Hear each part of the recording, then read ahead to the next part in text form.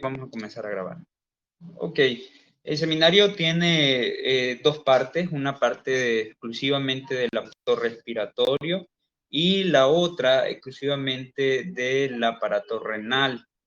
Ustedes tienen que tener un fundamento muy bueno referente a esto, a la fisiología, a la anatomía, y previo a estas dos partes yo les puse algo que quizá a ustedes les llamó la atención, espero que lo hayan respondido, y es los ejercicios previos de nosología, nosocromía y todo lo que tiene que ver con el estudio de la enfermedad, que ustedes si vieron por ahí el pequeño ejercicio y lo hicieron, pues también nosotros por acá vamos a tratar de responderlo. Ese lo vamos a hacer juntos, no vamos a, solamente me gustaría saber quiénes van a hacerlo, pueden simplemente tomar el micrófono una vez que yo haga la pregunta. Ok, la primera pregunta del seminario de los ejercicios decía que seleccionáramos 3 enfermedades o una situación patológica y que definiéramos su estatus de enfermedad, es decir, su etiología, su fase de enfermedad y, bueno, sus manifestaciones prodromales y la forma de salida. ¿Quién hizo eso? Que quiera ganar puntaje.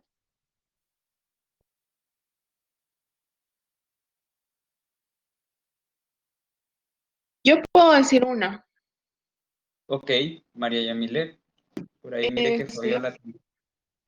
Yo pensé en dos. Una que es como la ruptura o la fractura de un hueso. Que yo pienso Ok, que el tiempo de latencia, pues obviamente es cuando empieza la ruptura del hueso, cuando se da.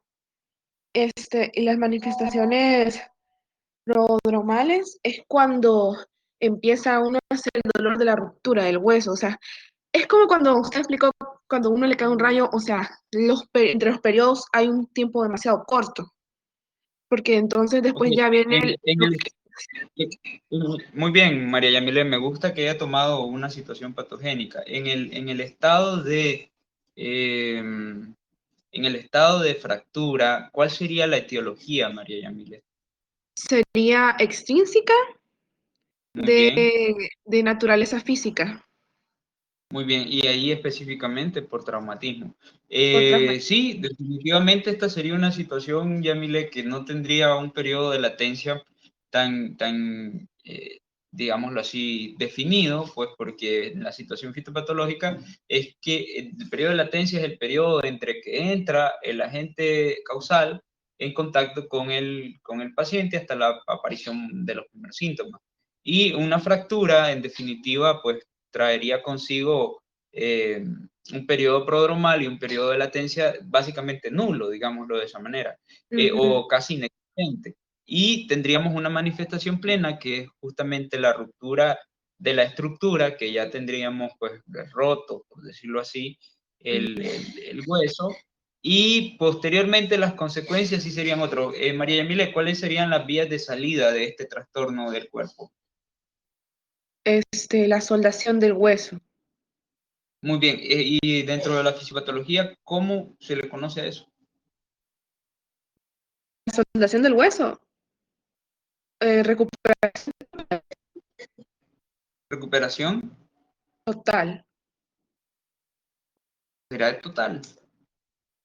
Pues es que yo creo que depende mucho del grado de fractura, porque hay fracturas que no son. Así es. Entonces, quiere decir que la situación patogénica, espero que todos hayan puesto atención a lo que María Yamila estaba comentando, porque la situación patogénica de la fractura puede tener dos salidas probables, ¿verdad? Que es la recuperación total y la recuperación de tipo parcial, ¿no? Entonces, hay dos cosas ahí que son importantes, que ustedes no pueden descuidar al momento de hacer el estudio de una enfermedad. Ok, ¿quién es el otro que quiere participar en esto?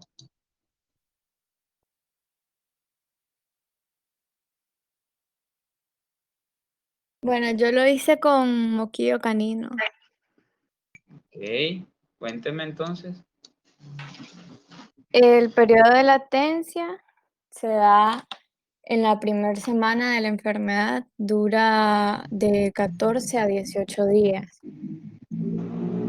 Muy bien. El Em, periodo de latencia del distemper es de 18 a, ¿cuánto dice? de 14 a 18.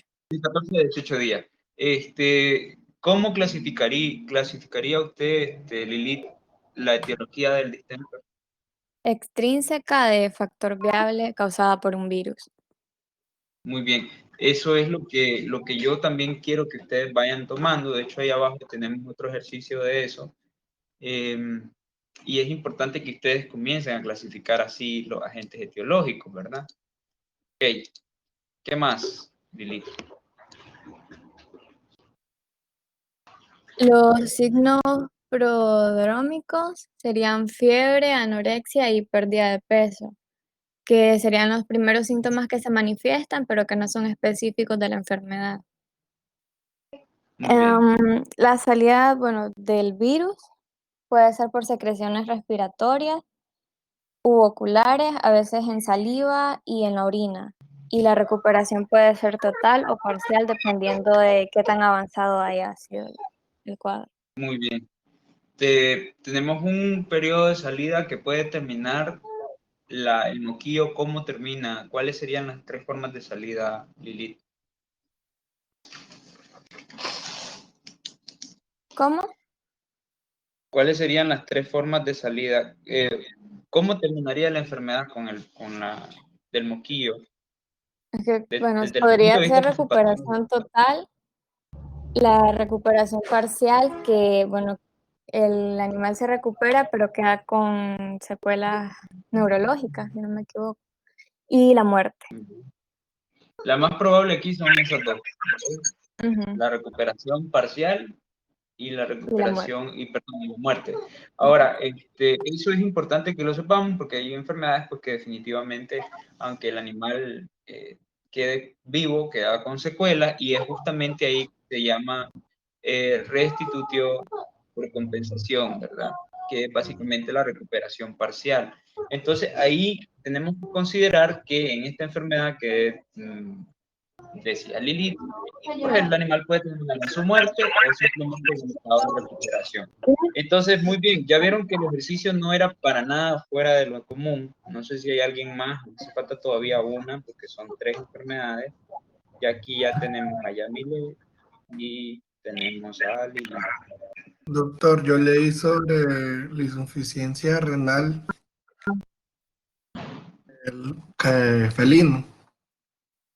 Ok, muy bien. Y cuénteme. Para serle sincero, aquí, bueno, sí leí, ahí me imprimí algunos folletos para leer, pero sí pedí una media leída, pues, porque sí estaba leyendo de todo. Okay. Entonces, según aquí lo que leí, porque primeramente esta enfermedad se da en los glomérulos, en los tubos intersticiales, Ok. que puede ser ¿Cuál sería, dígame. ok, es congénita? ¿Cuál sería desde el punto de vista fisiopatológico, Corderito, cuál sería la etiología de esa enfermedad? Si usted dice que es congénita, ¿cómo se clasifica Es que, pues, la etiología? es que según lo que puedo leer, pues puede ser congénita o adquirida. Ok, puede ser congénita o adquirida, pero según la fisiopatología, ahora, eso que leyó, vamos a transferirlo al conocimiento que ya tenemos. Nosotros ya sabemos cómo clasificar la etiología. ¿Qué tipo de etiología sería congénito o adquirido? Esa es una muy buena discusión. Me alegra que haya salido a la luz.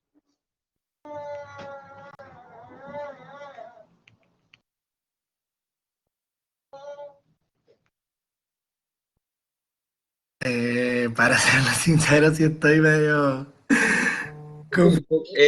Cordero, ¿qué cosa es congénito y qué cosa es Congénito adquirido? congénito es cuando ya lo trae desde que nació, o sea, que es por los genes. Y adquirida es cuando se da, pues, así ya. Ok, Doctor, no sí, por ahí va. tipo clase. Liberia. Bueno, yo Yo creo que sería un factor intrínseco de naturaleza genética, ya que podría ser congénita. Bueno, es Y en este caso congénita. sería extrínseco o intrínseco, Liberia. Intrínseco, Intrínseco. ¿Por qué?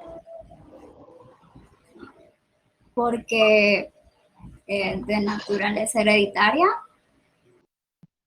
porque no es algo externo que lo está provocando. No es lo mismo, no es lo mismo. A ver, ahí tenemos que tener un buen glosario, digámoslo de esa manera. No es lo mismo que nosotros digamos congénito que hereditario, ¿ok? Son cosas muy diferentes. ¿Sí saben la diferencia entre eso, no? Si no ¿alguien tiene alguna idea? ¿Cuál es?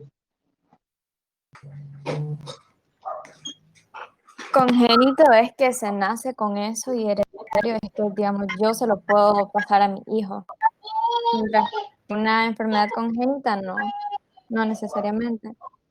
Y normalmente, bueno, no sé, ¿Cómo? pero cuando se nace con alguna enfermedad, por ejemplo, cardíaca, el periodo de vida es corto. Ok, vean, congénito, la palabra congénito es básicamente un término que se utiliza para definir aquellos rasgos, por decirlo así, o aquellos alteraciones o trastornos que aparecen en los productos, o sea, en los fetos, en los neonatos, pero que se adquieren durante el desarrollo uterino. ¿Ok? Esto no es de naturaleza totalmente genética, lo adquiere en el desarrollo intrauterino. ¿Cómo lo adquiere? Bueno, a partir de diferentes factores, como por ejemplo las deficiencias nutricionales de la madre, el estrés al que es sometida la madre, la radiación, todo eso son factores que obviamente crean naturaleza congénita porque proveen, por decirlo así, condiciones intrauterinas para que el feto se altere. ¿Okay? Eso es un congénito. Hereditario ya es aquello que viene del material y el código genético. ¿Okay? Como viene con el código genético, ya nosotros no podemos cambiarlo, simplemente se pasa, como por ejemplo, a ver, una enfermedad hereditaria, tal vez ustedes ahí me pueden ayudar. La diabetes podría ser. La diabetes tiene influencia hereditaria, podríamos utilizarla como un ejemplo. Hay tendencia hereditaria a sufrirla. El alcoholismo, por ejemplo. ¿Ya? Si tenemos progenitores con problemas de alcoholismo, probablemente, según la OMS, ¿verdad? Nosotros podemos tener una tendencia a sufrir de alcoholismo también. Entonces, ¿qué pasa? Eso ya es naturaleza genética, como decía Liberia, porque es un factor intrínseco. ¿Ok? Pero los factores congénitos no son intrínsecos, porque intrínsecos es edad, sexo, raza, idiosincrasia, ¿verdad? Idiosincrasia es porque sí, así Dios lo quiso y bueno. Pero normalmente los trastornos como que son congénitos tienen naturaleza, eh, congénita, no necesariamente vienen de los genes. Simplemente es que las condiciones fueron extrínsecas, tal vez a la madre, aunque son difíciles de detectar, ¿verdad? Porque en este caso, Cordero está hablando de la insuficiencia renal crónica. A propósito, pues como tenemos también seminario de eso, ¿cuáles son las causas que hay de insuficiencia renal crónica? Menciónenme una de las etiopatogenias de la insuficiencia renal crónica.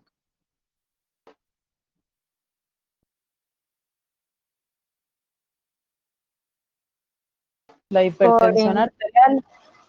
Bueno, iba a Los decir problemas insuficiencia cardíacos. cardíaca.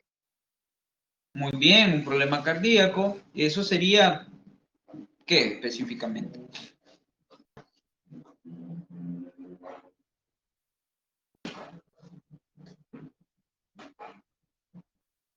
Una de las causas de insuficiencia renal crónica.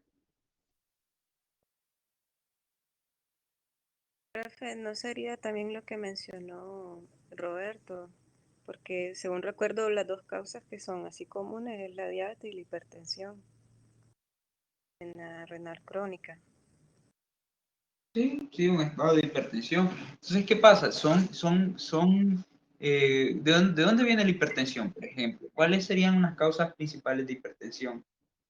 Si nos ponemos a pensar, las principales hipertensiones, y lo decía en una de las sesiones, son nefrogénicas, o sea, son por daño al riñón o a la filtración o a las presiones de sangre, si lo vemos desde el punto de vista perrenal. Pero el punto es que aquí tenemos situaciones externas que pueden causar insuficiencia renal crónica y que no necesariamente son de origen congénito. Poder definir una etiología congénita no es tan fácil, les decía, porque no podemos cuantificar algunas de las patologías o algunas de los entornos que tiene el útero en el momento de la concepción y de la gestación, y es más difícil definirlo. Pues sí que decir naturaleza congénita es como no dar un resultado. Podemos dar un montón de causas, ¿verdad? Cada enfermedad puede tener más de una, pero la idea es aproximarse lo más posible a la causa más lógica. Muy bien. No sé si alguien tiene algún aporte referente a esto. Profe, yo tengo una pregunta. Ajá. Bueno, ahora tocando todo este tema de que usted habla de lo que serían las causas intrínsecas, yo me puse a pensar, por ejemplo, entonces, ¿cómo se catalogaría, por ejemplo, a la displasia de caderas que sufrirían, digamos, estos perros, los pastores alemanes? Porque se supone Ajá. que eso es parte de, o sea, de lo que ellos traen genéticamente por su mal cruce que tuvieron en el pasado. Vendría siendo casi que lo mismo como con los pugs, que generalmente ellos tienden a nacer con problemas en la nariz que tienen que operarlos para que puedan respirar mejor. Entonces, técnicamente es parte de la genética de ellas, pero no todos los animales que forman parte de esas dos razas nacen con eso. Entonces, ¿sería algo de idiosincrasia o sería algo ya de la raza? Eso es lo que Es de estaba la raza. pensando, de la Es raza. de la Entonces, raza. Ahí sería una es causa intrínseca explícitamente por raza. intrínseco de tipo raza. ¿Por qué? Porque ahí no debería de existir, por decirlo así. O sea, razas puras, hay mucha variación entre razas puras y no puras, pero de hecho la raza pura debería de nacer con displasia de cadera. Está inclusive hasta en los cánones de juzgamiento de los perros. Ahí dice los grados de displasia que se requieren. Entonces, básicamente ahí, si juzgamos la displasia de cadera del pastor, es específicamente intrínseco de tipo raza, como De la tipo raza. característica braquicefálica que tienen los POCs, por ejemplo, ¿no? Ajá. Intrínseco de tipo raza, ¿no? Porque ya sabemos Oh, que ellos, junto con un grupo de perros que también tienen poquita nariz, ¿no? Casi no tienen un canal definido.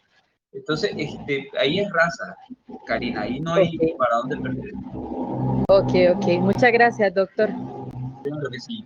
Bien, vamos con este otro, es un ejercicio rápido, lo vamos a tratar de hacer, por lo menos que cada uno diga uno diferente para que no repitamos. Y aquí tenemos fulguración eléctrica. Yo quiero decirlo, profe. Ok, Karina. Bueno, primero que nada, la etiopatogenia sería de causa extrínseca de naturaleza física. Bueno, primero que nada, yo también consideré que agregué un par de cositas referente a eso, digamos que la fulguración como tal es como un conjunto de efectos que pasan cuando un rayo pasa o atraviesa, digamos, el organismo por, digamos, electricidad atmosférica principalmente, ¿verdad? Y que el organismo puede reaccionar, digamos, de acuerdo a esa energía eléctrica dependiendo de varios factores, ¿verdad? Como, digamos, el voltaje, la frecuencia, la duración que duró, valga la redundancia, el contacto que tuviera el rayo con el cuerpo, digamos, la superficie, cosas así, ¿verdad? Y a partir de eso también que se pueden observar manifestaciones de acuerdo a los sitios de entrada y de salida de la corriente. Ok, usted se lo atribuyó directamente a una muerte por rayo, entonces. No, más que todo por electricidad, porque digamos ahí puede depender, digamos que por ejemplo, esos monos que se cuelgan en los tendidos eléctricos, que se electrocutan y caen pues casi que muertos, también podría ser una fulguración de tipo eléctrica. Excelente, muy bien. Congelamiento. Extrínseca de naturaleza física igual. Y sería causada por variaciones Intrínseca ambientales, de naturaleza física por por variaciones en la temperatura ambiental. Bueno, en la temperatura, que sea causada pero por una hipotermia, temperatura disminución baja. de la temperatura. Ajá. Acuérdense que congelamiento, el término hipotermia es propio del cuerpo, Lilith, pero el ambiente, cuando hay una baja en la temperatura del ambiente, se puede entrar en un estado de congelamiento, ¿verdad? Lilith.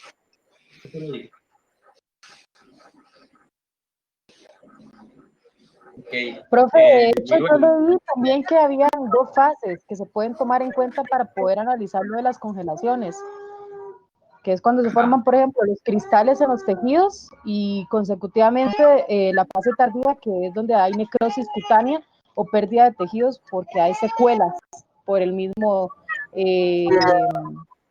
congelación, y también que pueda aparecer un recalentamiento donde hay vasoconstricciones arteriolares.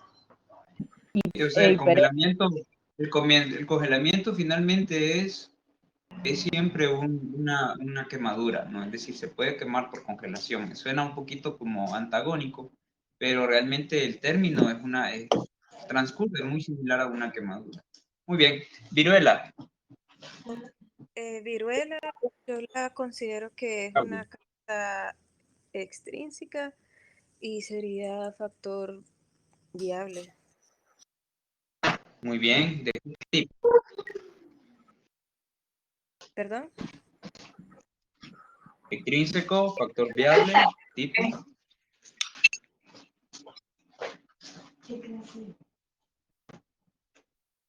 Ah, Virus, bacteria, hongo, parásito, priones, frecuencia. virus. Muy bien. Diabetes. Causa extrínseca de naturaleza nutricional, por supuesto. Podría ser, ¿verdad? Acuérdense que la diabetes tiene muchísimas más, Yo porque creo si que la queremos también ver, podría ser una intrínseca, profe, sí, ¿verdad? claro que sí. Dependiendo Sí de podría la ser. genética y la raza, o idiosincrasia también. Exactamente. Así es, Fabiola, excelente. Demencia senil.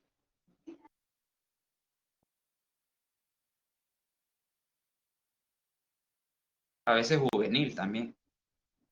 Pues, Como examen. profe, yo creo que es de causa extrínseca de naturaleza física por trauma. Muy bien. Perdón. Causa extrínseca de naturaleza física por Por trauma. trauma. Sí, porque yo leí que puede ser causado por un trauma en la cabeza, ¿no? Ah, claro, la demencia como tal, pero la demencia senil. Senil. Bueno, para mí puede ser intrínseca,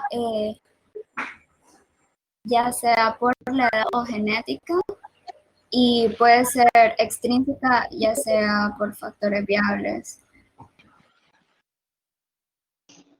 Demencia senil. Profe, ¿podría ser una causa La extrínseca primera de me gustó más. naturaleza química? ¿Cómo? De naturaleza química. Podría ser neurotoxina. No. Es que, digamos, por ejemplo, yo la clasifiqué también como extrínseca de factores viables porque puede ocasionar como por infecciones, por ejemplo, causadas por bacterias, y también por otras enfermedades, no recuerdo cuál exactamente en este momento. Ok, básicamente la demencia senil es a avanzadas edades, el mismo nombre lo dice, senil, ¿verdad? Es demencia senil, no es demencia traumática, no es demencia postinfecciosa, es demencia senil, o sea, es porque es viejito. Como decía Liberia, eso es de causas intrínsecas por tipo Por de edad. qué. Por edad. Por edad. Y idiosincrasia también, porque decía Liberia, también se puede por idiosincrasia, porque no todos los viejitos les da demencia senil, solamente algunos, ¿verdad? Algunos nos dan desde la juventud, pues, pero ese es otro tema. Ok, acidosis metabólica.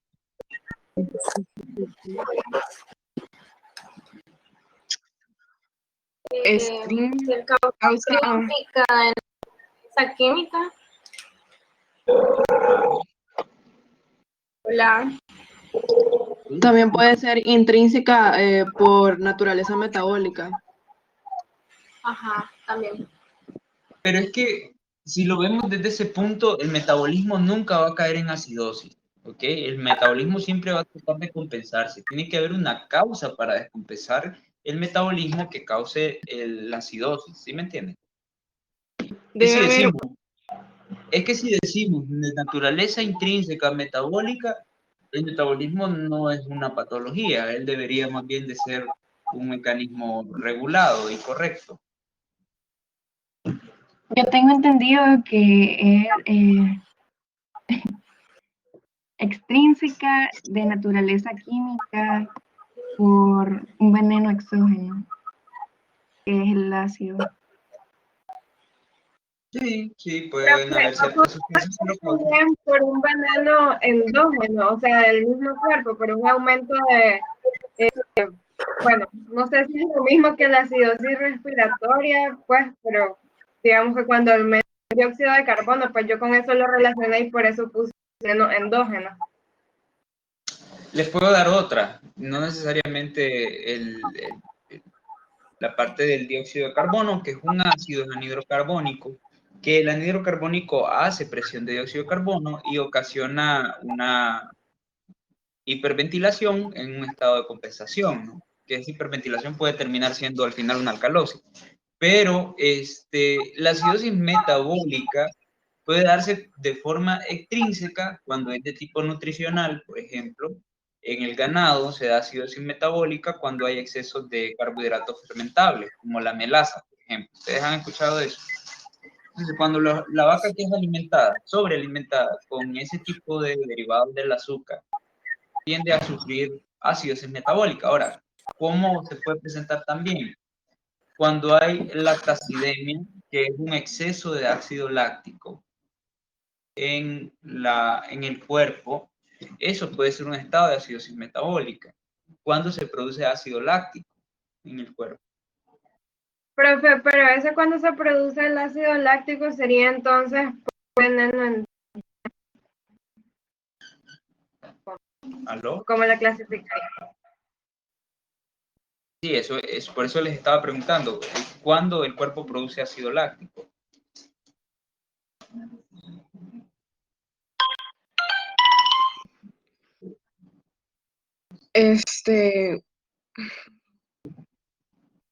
cuando hay un gran gasto energético, ¿verdad? En los Exacto. músculos. ¿Ok? Cuando hay exceso en gastos energéticos, acuérdense que la vía respiratoria adicional, que ¿cómo se llama? Glucólisis. Ana. E. Ro. Pi. K. La glucólisis anaeróbica. Justamente utiliza qué cosa la glucólisis anaeróbica para poder funcionar.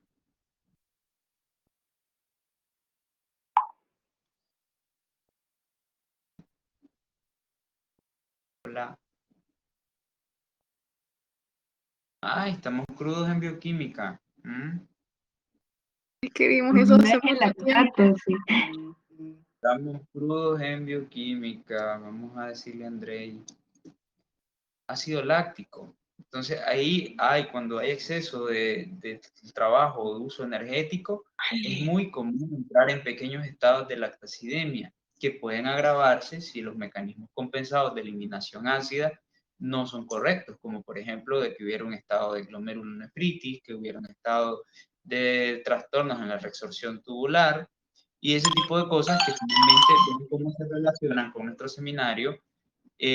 Justamente esas cosas nos pueden terminar por repercutir en un estado de lactacidemia. Ahora les voy a decir otro estado metabólico en el que efectivamente también puede haber acidosis. Por ejemplo, ¿qué sucede cuando se desnaturalizan los lípidos?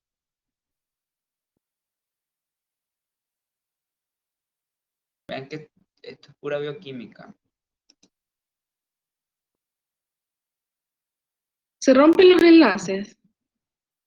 Sí, se rompen los enlaces y como fruto de la ruptura de los enlaces lipídicos, ¿qué obtenemos? ¿O qué proceso se da? ¿O qué se forma?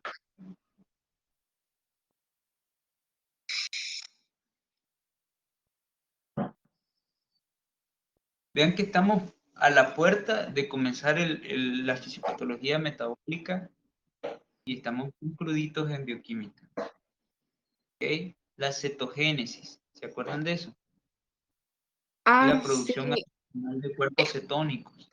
Pues Es resulta que los como- cuerpos cetónicos también tienen características ácidas, o sea que también podríamos sufrir cetogénesis por un trastorno alimentario y podríamos sufrir entonces una acidosis metabólica por un factor extrínseco de naturaleza nutricional y no necesariamente de naturaleza más rebuscadas, ¿no? Es decir, la propia alimentación, todo lo que es alimentación tiene mucha influencia en el metabolismo. Tomen en cuenta eso cuando vayan a analizar cosas de metabolismo. Siempre las entradas y las salidas. Acuérdense que eso es el metabolismo. Anabolismo, catabolismo, entrada, salida, ¿verdad? Entonces, siempre tenemos que tomar en cuenta ese tipo de cosas. Ok, quemaduras. ¿Qué me dicen? Bueno, es extrínseca de naturaleza física.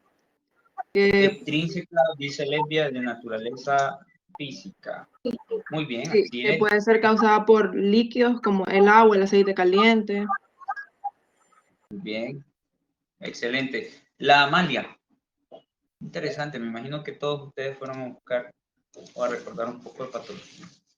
Profe, yo con esto tengo una duda porque yo tengo entendido que como la malia es como una patogenia congénita o creo que era genética. Entonces, si fuera genética sería de intrínseca de naturaleza genética. Ok, es válido. Sí. Y si no fuera, si fuera congénita,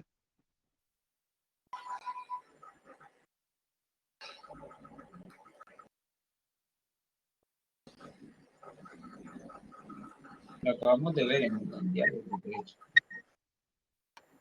Bueno, el punto de este ejercicio, creo que los objetivos lo logramos, que es que ustedes vean desde esa perspectiva a los trastornos. A mí me agrada mucho porque siento que me respondieron, por decirlo así, en lo que yo quería profundizar, que hacerlos ver a ustedes las enfermedades desde el punto de vista de la fisiopatología. No es el hecho solo de ir a leer, sino que una vez que lean, ya estas son cosas que ustedes no van a encontrar en los libros, ¿me entienden? Ya ustedes no pueden decir, ok, voy a buscar los signos prodromales, ponen signos prodromales de la viruela, no les va a salir nunca. Algunos libros tal vez, pero ustedes lo que tienen que hacer es leer y luego de leer importar toda esa contenido a las estructuras fisiopatológicas que nosotros estamos analizando o estamos estudiando. Muy bien, perfecto. Vamos a comenzar ahora con esta parte. Voy a comenzar directamente con respiración. Yo voy a otorgarles a ustedes una pregunta, o sea que básicamente al azar, y espero la respuesta. Sí les solicitaría a la persona que responda la pregunta de que active su cámara. Ayer yo les puse que, de hecho, la idea de los seminarios es verles la cara. Yo casi nunca se las veo porque no la encienden. Y bueno, no me lo tomen a mal, pero es un poco descortés porque uno se siente solo, abandonado. Fíjense que hace un par de días en un foro centroamericano, digámoslo así, un espacio de conversación, yo era el único que tenía mi cámara. No es que tampoco soy el correcto, ¿verdad? Pero es feíto. Sí, que había gente de todo tipo y pues estar viendo ahí la foto de sus hijos cuando andaban en el parque o cosas así, no, como que no agrada mucho. Entonces, siempre tratemos de que este espacio es presencial, es decir, cuando digo presencial es verlos a ustedes a través de acá, es como tenerlos aquí en la sección con las comodidades de nuestra casa, ¿verdad? Bueno, yo de la oficina. Y vamos a funcionar de esa manera. Yo les voy a dar una pregunta, vamos a analizar la pregunta entre todos. Si yo voy a ir anotando acá, de hecho acá lo llevo, todos los que van participando, para darme una idea, ¿no? Porque esto es evaluación cualitativa y participación que yo después tengo que traducir a lo que les dije yo, cumplimientos. Y si esos cumplimientos no se dan, pues simplemente no, yo ya más o menos voy a saber quiénes van por el buen camino, quiénes van por el camino ancho. Ok, entonces, no sé si tienen alguna pregunta antes de comenzar.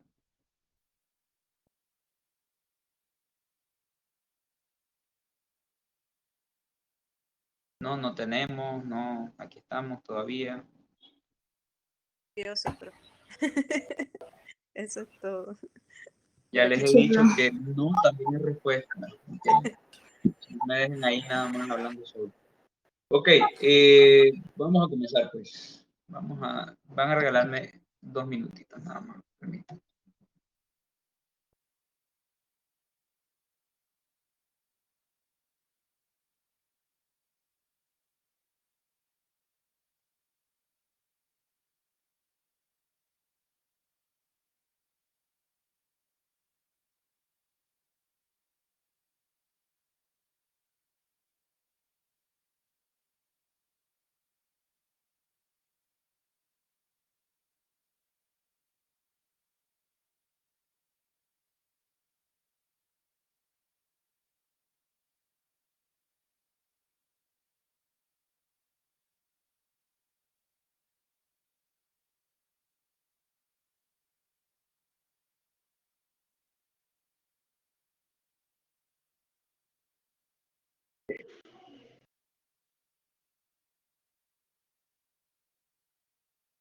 Profe, ¿me escucha?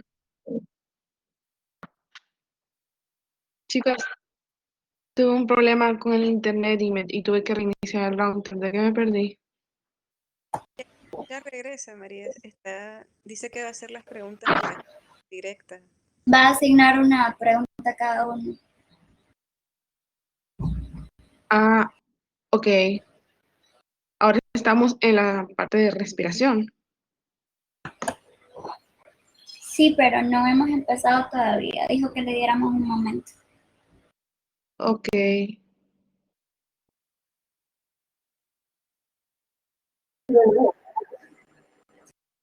Tengo miedo.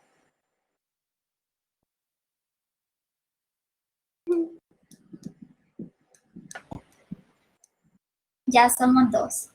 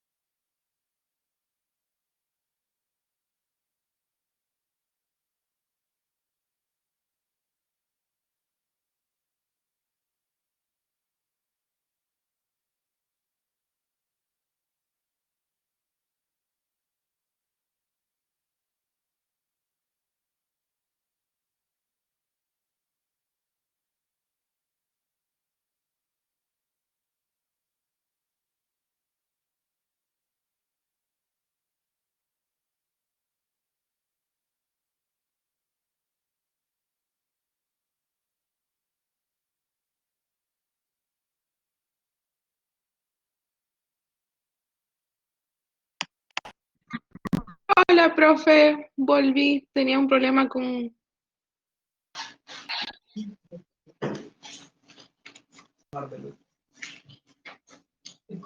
María Yamile me decía algo.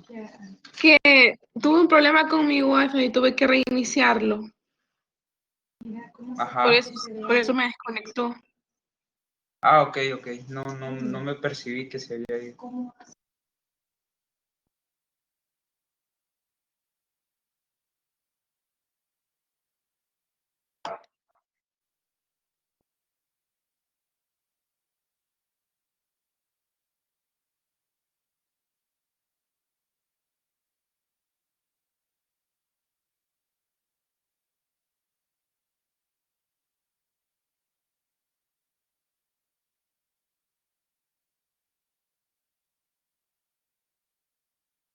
Profe, ¿Y Claudia? A Roberto se le parece que explotó el transformador por su casa y se le fue la luz. Me pidió que avisara. Teléfono, ¿Perdón? por el teléfono se puede conectar. Yo tengo conectado mi teléfono ahí. Ok, vamos a comenzar con los que estamos. Ahí tal vez se van conectando posteriormente los demás.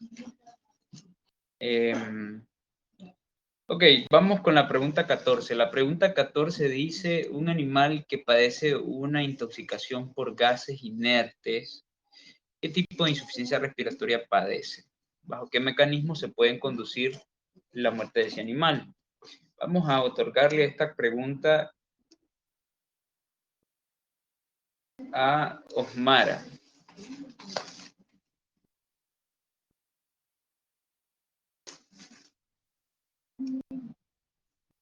Estoy encendiendo la cámara, no sé cómo. Sí. Okay. Por ahí mismo donde se enciende. Listo. Ahí tenemos a Osmara, pues. Hola, Osmara. Hola. Ok, los gases Díganos. inertes. Tengo entendido que también el dióxido de carbono es uno. Entonces hay insuficiencia respiratoria. La que sería alveolo respiratoria, porque no llega suficiente oxigenación por causa de espacio muerto funcional. Entonces hay una ventilación anormal y una perfusión normal. Sí, creo que sí. Por exceso de espacio muerto, Funcional. Osmara, ¿segura? Acuérdense que el exceso de espacio muerto es como, por ejemplo, cuando hay tromboembolismo, que el parénquima del pulmón se echa a perder, o sea, se daña. Aquí tenemos que considerar dos cosas. Los gases inertes están en el medio, ¿verdad? La ventilación del paciente estaría bien. Su perfusión estaría bien. Entonces, ¿qué tipo de...? Definitivamente es alveolo respiratoria, pero exceso de espacio muerto no lo es. ¿Cuál sería?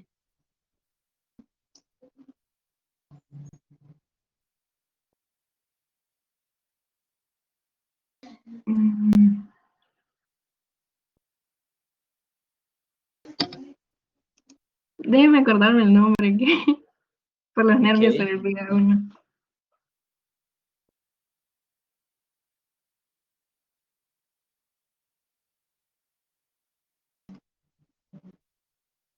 ¿Alguien que quiera ayudar a Osmara? Yo no estoy cerrado a si alguien quiere opinar respecto a esto.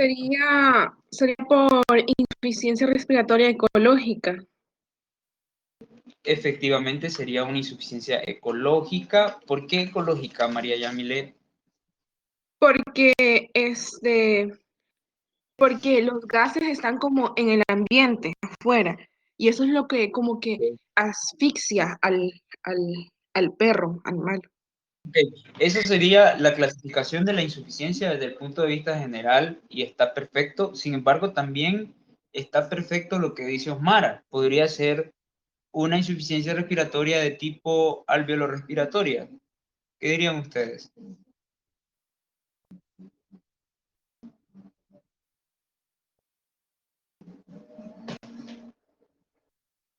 ¿Cuáles son los dos tipos de insuficiencia alveolo-respiratoria que existen?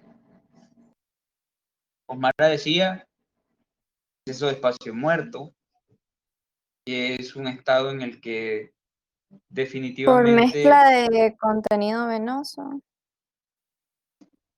por exceso de mezcla venosa.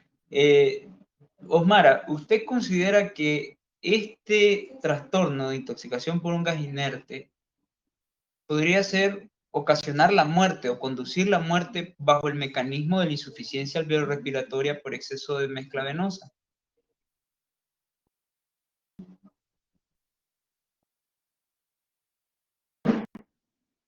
Sí,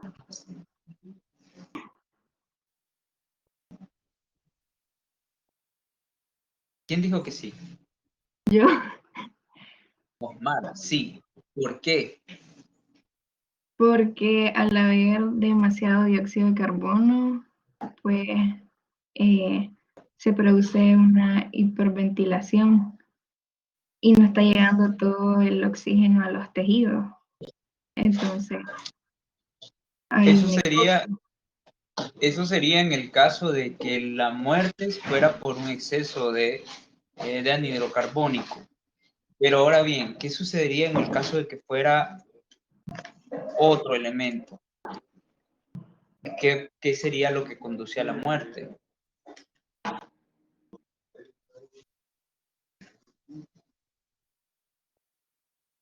Como otro gas inerte, ¿no?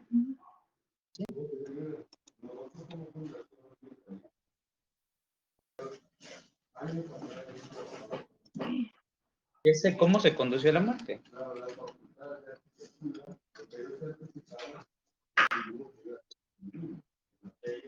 Igual por una intoxicación, ¿no? Sí, por una intoxicación. O sea, no se complique la cabeza, Osmara, cuando vaya a pensar en esto. O sea, simplemente si hay un intercambio, estamos hablando de que habría una sustancia en la sangre que va a intoxicar. Porque ¿cuál sería el único gas que debería de entrar a través de la respiración? El oxígeno. Y si no está entrando oxígeno, ¿qué se va a ocasionar en el cuerpo? Un estado de Hipoxia. hipoxia. Y si no, y si hay un estado de hipoxia, Osmara, ¿qué va a suceder con los tejidos si no tienen oxígeno? No va a haber una correcta perfusión. No va a haber perfusión de oxígeno, no va a haber oxígeno en los tejidos. ¿Y qué les pasa a los tejidos si no tienen oxígeno?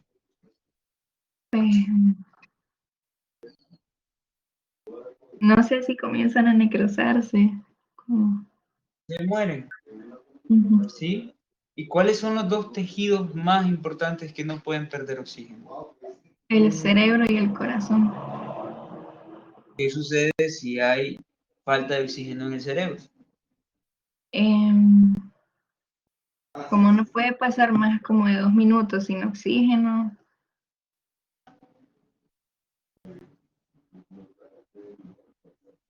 Pues igual sea una hipoxia, ¿no? Se muere, ¿sí? O sea, eso es lo que yo quiero que ustedes hagan en su mente, que elaboren toda la historia, ¿sí? Porque ahí está el problema de las otras personas que no estudian, ¿sí? Se quedan nada más con esto y esto y esto. No, aquí es qué sucede, es el porqué de las cosas. Ok, si no tengo oxígeno, ¿verdad?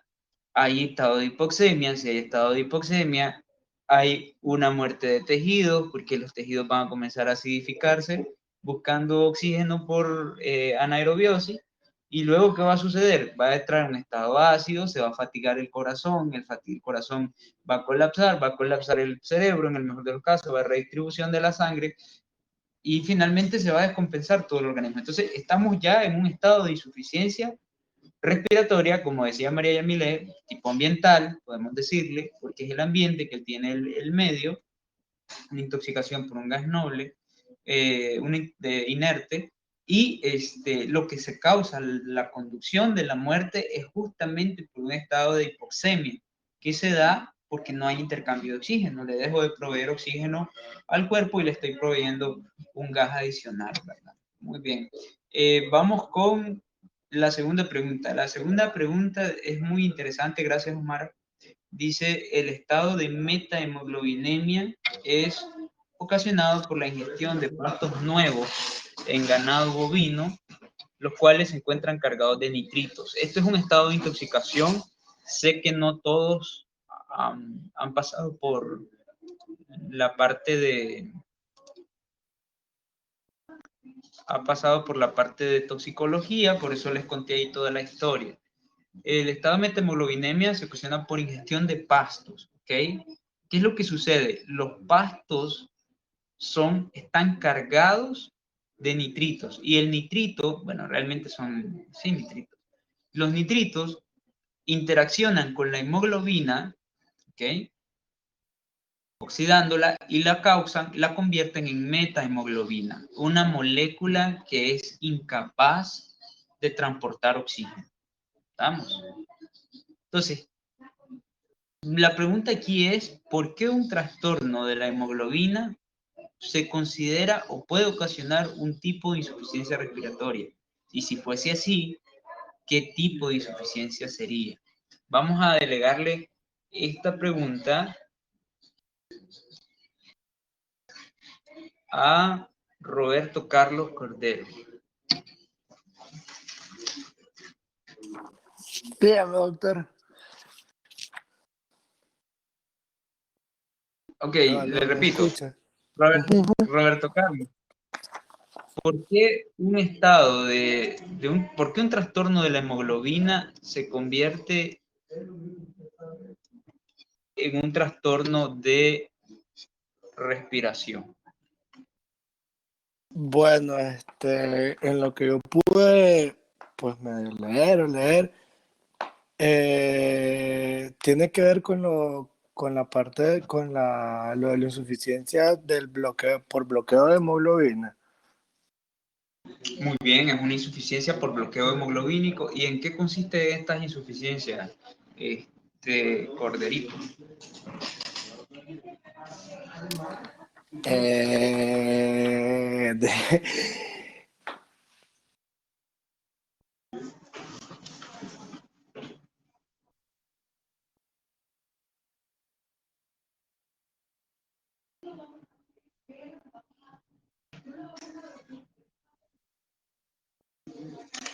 ¿Puedo ayudar o no, doctor? Claro que sí, Lilith, por supuesto. Ok, se da el bloqueo por lo que ya se había mencionado antes, la presencia de nitritos, lo que hace que la hemoglobina se convierta en metahemoglobina, por lo que esta tiene afinidad al oxígeno molecular y no al que está entrando del ambiente. Entonces, al no haber una oxigenación correcta, se va a causar una hipoxia y la hipoxia puede llevar a una acidosis, debido a que disminuye la presión de oxígeno y aumenta la de dióxido de carbono. Muy bien, excelente. Eso es lo que yo necesito que ustedes hagan. ¿Perdón? Claro que sí. Bueno, lo que Lilith dijo eso es, pues, pero no respondió la pregunta de que por qué sería considerado un tipo de insuficiencia. Y pues yo lo considero que es así porque primeramente recordemos que una insuficiencia es que no se pueda cumplir la función del aparato respiratorio, que la principal es el intercambio gaseoso para llevar el oxígeno a los tejidos. Entonces, al no poderse cumplir esa función, por lo tanto, eso sería una insuficiencia y como sería Lilith, generaría una hipoxia. Creo que también una hipoxemia podría generar y la acidosis respiratoria. ¿Cuáles otros mecanismos de compensación, Romero, ahora que hablamos de eso, podrían darse después de que hay un estado de hipoxia? Hipercapnia, podría ser. Hay una hipercapnia, ¿por qué? Ventilación también, para regular los niveles del exceso de CO2. Ok, excelente. Quiero justamente esta discusión porque si ustedes son observadores, hay muchas similitudes en casi todos los casos, ¿verdad? Hay muchísimas similitudes. De hecho, son casi igual las mismas consecuencias respiratorias. Pero, ¿qué sucede, por ejemplo, qué sucede en este caso particular para compensar? Es decir, hay un estado de hipoxia. ¿Cómo se compensa una hipoxia? Lucía. Creo que también puede ser con se produce más eritropoyetina para generar más eritrocitos. Porque, o sea, Muy el bien. cuerpo va a pensar que aunque haya suficientes eritrocitos, la hemoglobina no es capaz de captar el oxígeno que necesita el cuerpo. Entonces va a pensar a generar más para ver si eso lo compensa, pero realmente el problema no es el eritrocito. Muy bien, me gusta eso, porque ya estamos viendo que el organismo sí puede compensar, ¿verdad? El organismo sí puede compensar un estado de hipoxemia. Vean que aquí, como lo que bien dijo Cordero, es un estado de bloqueo de la hemoglobina, ¿ok? Significa que los 4 estratos respiratorios deberían de estar bien. ¿Cuáles son los 4 estratos de la ventilación, de la respiración? Ventilación, distribución, difusión y perfusión. Esos 4 aquí están bien. Y por eso es que surgiría la pregunta de si realmente es una insuficiencia respiratoria, porque aquí el todo está funcionando bien. Hay ventilación, hay distribución, hay perfusión, hay distribución. Entonces, ¿qué es lo que está fallando aquí? La hemoglobina. Pero entonces, ¿la hemoglobina es o no es un factor causal de insuficiencia respiratoria? Pregunto. Yo creo que sí, que aunque haya perfusión, no sirve de nada que haya perfusión si no hay un correcto acoplamiento de lo que es la difusión, porque la hemoglobina juega un papel fundamental en lo que es la adición del oxígeno al oxígeno. Entonces, aunque haya perfusión, no hay una correcta distribución del oxígeno. Excelente, muy bien. Ok, vamos a continuar entonces para ir tratando de abarcar la mayor parte de las preguntas. Vamos a saltarnos una y quiero ir a la 1.7. Dice, en un perro que se ocasiona, al que se le ocasionó un broncoespasmo que estrecha las vías respiratorias, ¿qué tipo de insuficiencia respiratoria se le puede padecer o está padeciendo? Vamos a otorgarle esta pregunta, bueno, a la señorita Liberia. Este es un perro con broncoespasmo, Liberia. Si puede conectar su cámara Solo para verlo. estoy activando mi cámara. Permítame. Excelente.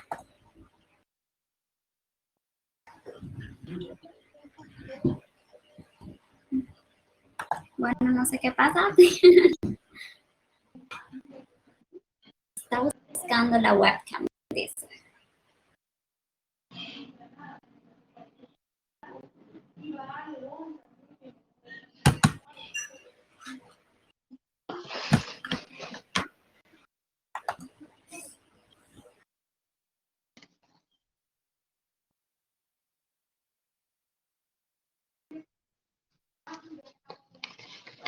Hola, hola. Hola, Liberia. Qué gusto verla. Ok, Lo mismo cuéntenos. Bueno, yo la clasifiqué como una insuficiencia ventilatoria obstructiva. Obstructiva. ¿Por qué? He ahí el problema. Porque, ok, déjenme pensar. Acuérdense la regla de los por qué, ¿verdad? Sería una insuficiencia ventilatoria obstructiva, porque como lo dice la misma pregunta, pues esta lo que hace es que estrecha lo que es, en este caso sería los bronquiolos, supongo, o bueno, donde esté afectando, y entonces ocasionaría una obstrucción. Ok.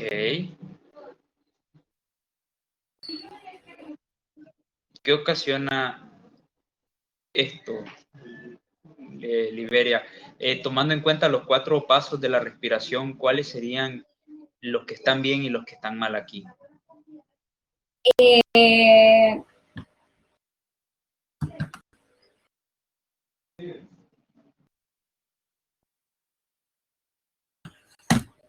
Déjame Acuérdense, pensar. ¿cuáles son los cuatro pasos de la respiración? ¿Alguien que ayude? Bueno, son la ventilación, la distribución, difusión y perfusión. Ok, muy bien. Entonces, ¿cuáles de esos estarían bien aquí y cuáles estarían mal? Estarían...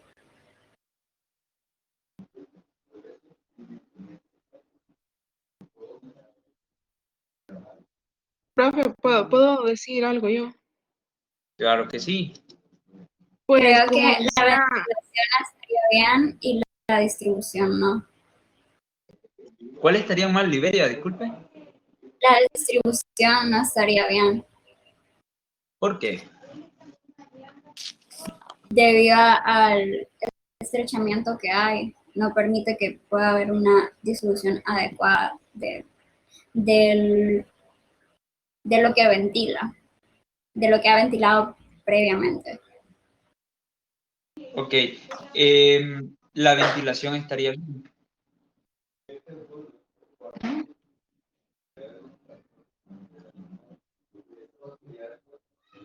¿Cómo dice? Disculpe, no la escuché. La ventilación estaría bien.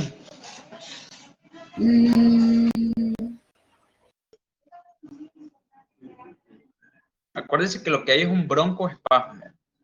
Bronco, o sea, la ventilación está compuesta de dos tiempos, inspiración, expiración.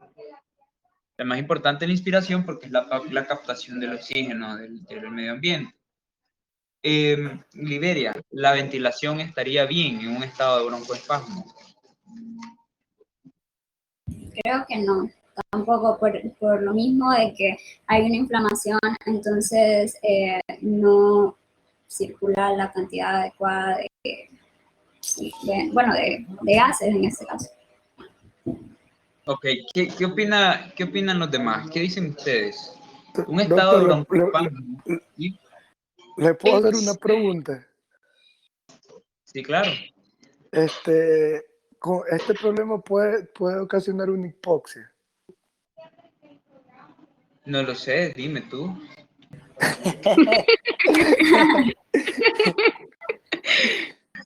Acuérdense que un estado de broncoespasmo es que hay una porción del pulmón que su tensión de tejido está demasiado alto. O sea, no va a haber óigase bien, un broncoespasmo con un estrechamiento de las vías respiratorias va a repercutir gravemente no solamente en la distribución, como decía Margarita, sino también en el proceso de difusiones.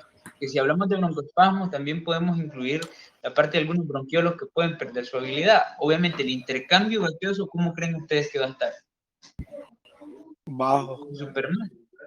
Aparte que la ventilación se va a afectar más desde el punto de vista expiratorio. ¿Por qué? Porque inspirar, el momento de la inspiración va a ser muy dolorosa porque hay un estado de broncoespasmo. Entonces el animal va a crear un estímulo vagal para poder ingresar mayor cantidad de aire. Muy probablemente vaya a estar en un estado de inspiración forzada, ¿no? Un estado de disnea inspiratoria.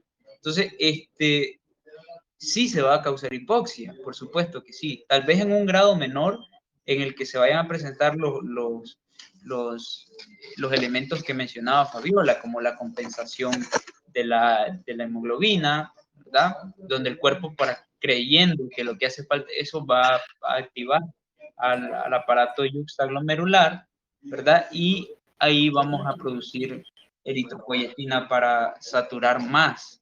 Pero esa saturación no va a llegar porque el problema no es de sangre, el problema aquí es de la estructura respiratoria que no está permitiendo una adecuada distribución y obviamente sí van a haber estados de compensación o hipoxia que pueden o no manifestarse por dedo.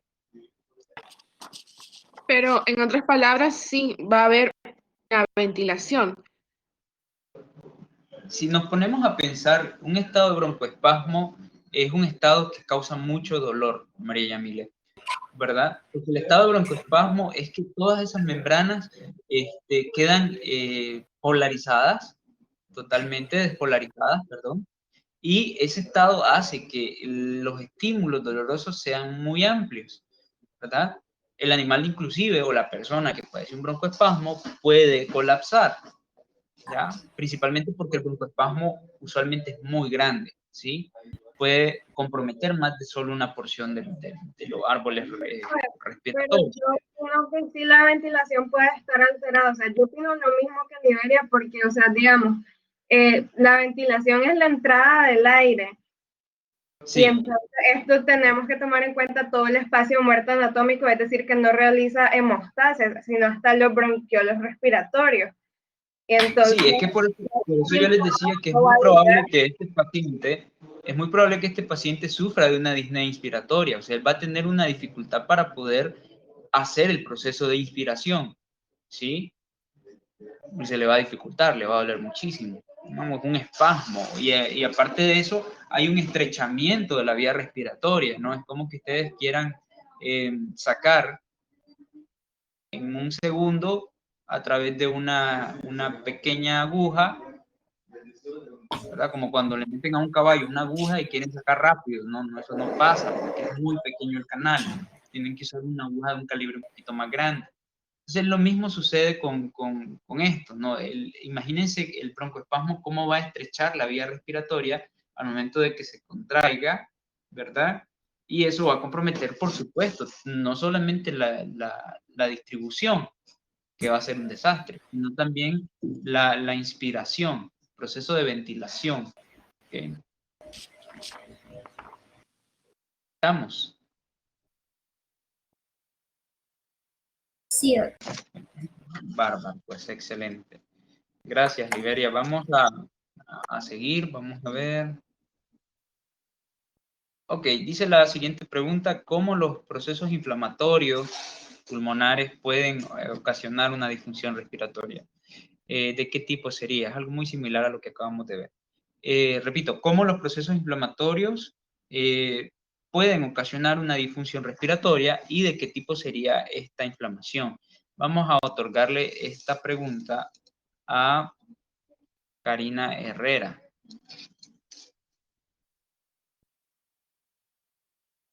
Profe, a Cari la plataforma la sacó. Entonces está, bueno, eso dijo, y que está reiniciando a ver si la deja volver a entrar. Sí, ahí mandó un screen al Sí. grupo. Ok, vamos con Claudia Ivonne, pues. ¡Hala! Ok. Déjeme encender la cámara.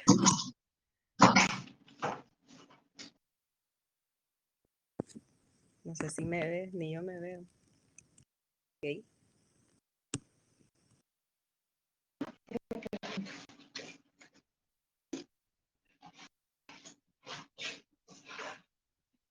Ok. Bueno, en lo que es lo que puedo pensar que puede ser es, pueden No bloquear la los... veo, Claudia. Ay, ¿ahora? Hola. ¿Me escucha, profe? La escuchamos, pero no la vemos. Ah, Pero bueno, continúa. no.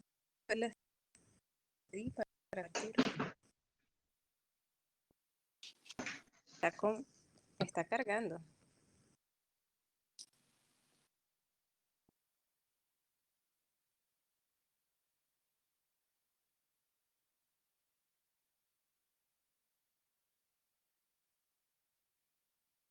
Profe, no me lo permite. Un video porque yo creo. Ok, entonces la pregunta, brother, ¿cómo son los procesos inflamatorios pueden ocasionar una disfunción respiratoria? La próxima vez traten de habilitar siempre sus cámaras porque en el examen no me van a decir se me cayó, se me explotó el poste de luz o me saca de la plataforma. Parece que los exámenes sí necesito ver. Pero no lo digo por Roberto, pues, ni por Claudia tampoco, pero sé que hay algunas cosas que ustedes tienen que prever antes de iniciar la clase. Una ¿Okay? recarga de 100 pesos. Profe, pero en habría una manera de que se pueda hacer en otra plataforma. Porque yo No, de preferencia esta. Yo creo que esta plataforma no hemos tenido problemas hasta ahora, por lo menos hasta hoy es que todo el mundo se le desconectó. Sí suele suceder, pero esto es igual que todas las plataformas. Yo creo que los años superiores han sido quienes han satanizado esta plataforma diciendo que se les conecta, pero nosotros, miren, hemos trabajado súper bien. Sí. Y además La que quedan verdad, grabados. sí. Fíjense que yo en ese sentido lo felicito porque nosotros nunca hemos tenido problema con esto y más que uno que otro por ahí que sí de pronto nos saca y esto, pero que es normal, solamente nunca va a ser óptimo, Por los pueblos que se va lo la luz. felicito por la disciplina y vamos a continuar todavía, ¿okay? Profe, Que no se dejen llenar la cabeza de ruido. profe. Ahora sí la vemos, Claudia. Ahora sí.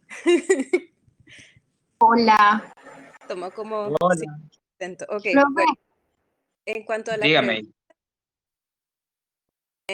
pregunta, lo que yo había entendido es que se pueden bloquear los conductos alveolares y así se ocasiona lo que es una mala ventilación. Entonces, eso es lo que Mala ventilación. Acuérdese Sí. de los 4 estratos de la respiración. En un estado de inflamación, estados inflamatorios, digamos pulmonares, porque dice específicamente del parénquima, ¿es la ventilación lo que va a estar mal? Pregunta. Bueno, es que como yo lo pienso que estaría produciendo una insuficiencia respiratoria, o tal vez lo estoy diciendo mal. No sé. Yo lo veo mal, no sé.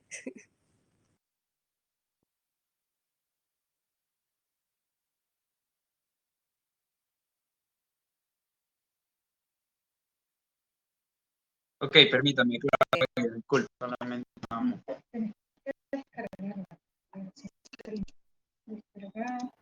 Profe, se pegó. No se pegó, yo dejé de... ¿Cómo no? Se está pegando usted.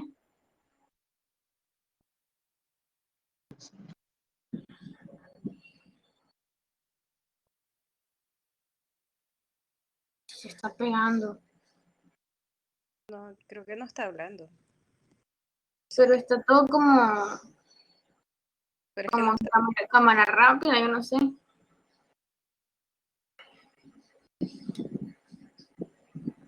Mira, Claudia.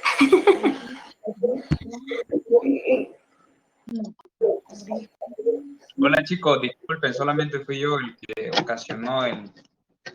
Me puse a hacer otras cosas, permítanme. Ya volvemos. Entonces, darle a imprimir aquí. Te voy a mostrar cómo, quitarle el lugar y darle aquí. Porque si no te queda todo en la pantalla. Ah, ok. Y si le quiero la mitad. Gracias. Voy a repetir, voy a mirar la mesa, voy a repetir la mano para que Bueno. Profe. ¿Sí?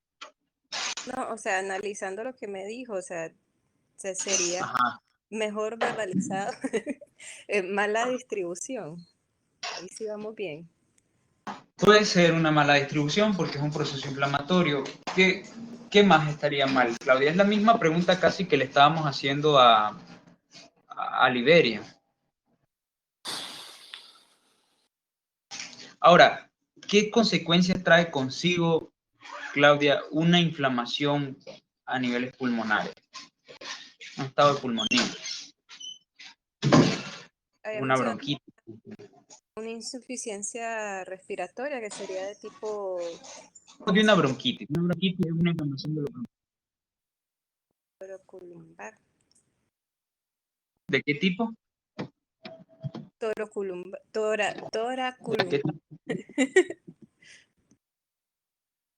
¿Me escucha? Alguien que ayude a Claudia, que tenga alguna apreciación referente a esta pregunta. Que el oxígeno no pasaría bien, por lo que están inflamados. Muy bien, habría un trastorno en la... ¿Qué etapa es esa, Cordero? ¿Cómo etapa? Son 4 etapas, ¿verdad? Entonces el intercambio gaseoso... Ventilación. ¿Cómo? Profe, o sea, no hay una buena distribución, entonces si no hay una buena distribución, no hay una buena difusión, y si no hay una buena difusión, no hay una buena perfusión. Perfusión, acuérdense que perfusión tiene que ver con la capilaridad.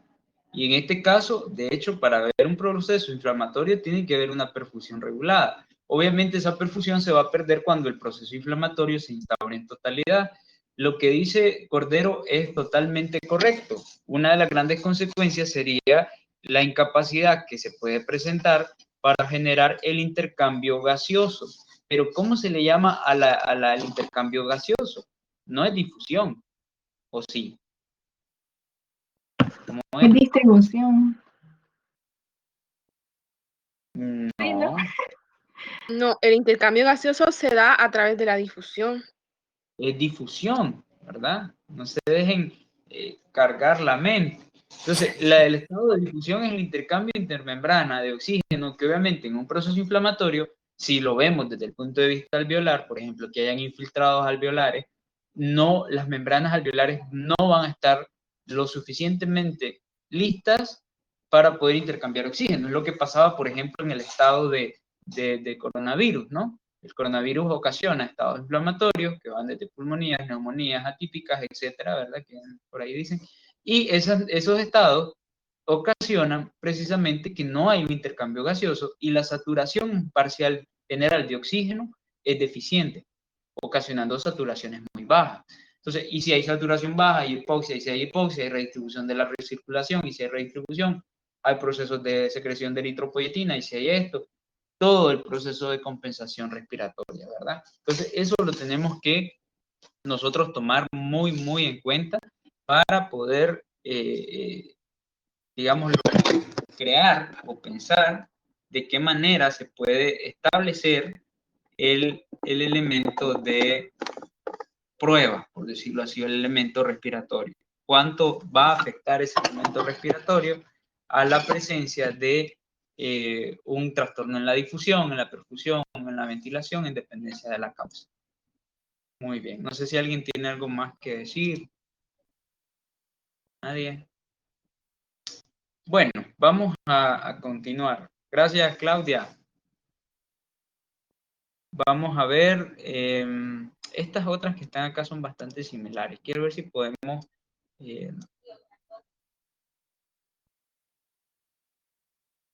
ok, esta pregunta me gusta mucho. Dice, ¿qué trastornos en la función respiratoria ocasionaría una anemia? Ahí tal vez hay una redacción un poquito complicadita, pero es que una anemia, ¿qué causa? ¿Qué tipo de insuficiencia respiratoria causa?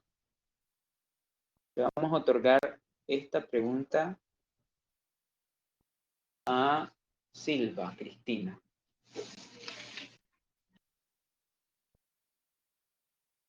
Hola.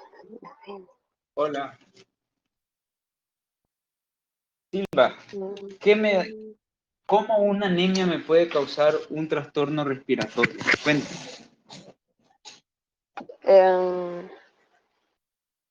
No, se me viene a la mente ese tipo de hipoxia anémica.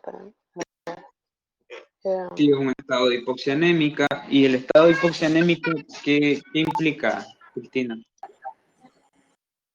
Usted había comentado que ese estado se relacionaba más en sí a los tejidos. A los tejidos. Entonces, ¿y qué pasa con los tejidos? Que no llegaba correcto, pues, oxigenación a los tejidos. Todo converge en lo mismo. No sé si ustedes están poniendo total atención a que casi todos los trastornos finalmente acaban en estados de hipoxia.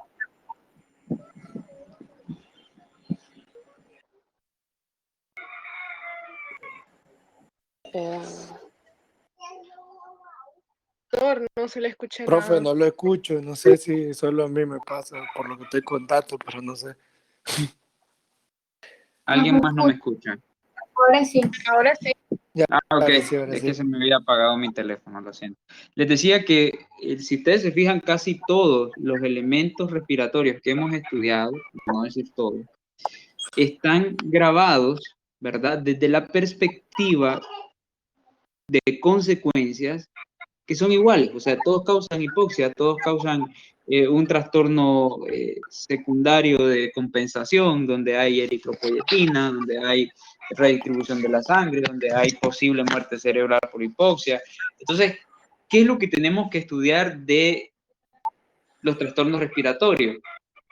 Principalmente las causas y los desarrollos, porque si yo manejo causas y desarrollos respiratorios, yo puedo hacer como Cristina, que ahorita rápidamente pudo clasificar una hipoxia anémica por el simple hecho de que el estado de anemia, por la falta de saturación, va a ocasionar un problema respiratorio celular, que es un estado de hipoxemia, una hipoxia, que repercute de forma primaria en los tejidos, ¿verdad? Entonces, eso es importante para que pensemos que, aunque este trastorno es de la sangre, puede ocasionar, como decía Lucía al inicio, una insuficiencia respiratoria porque el aparato respiratorio no cumple con su función de oxigenar la sangre. Y en estos estados de anemia, quien toma la mayor cantidad de trabajo es el corazón. ¿Por qué el corazón?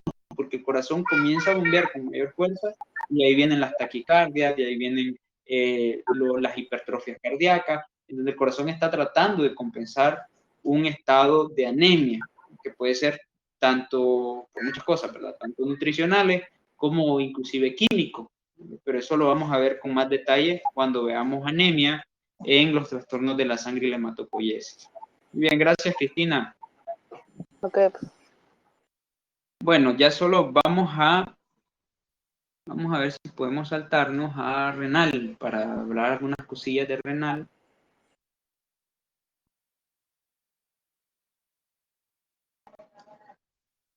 Ok,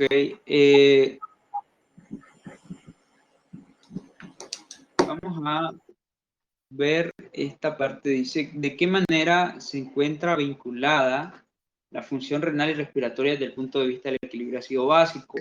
Esto es como una pregunta de fisiología, pero vamos a otorgarle esta pregunta a Iris.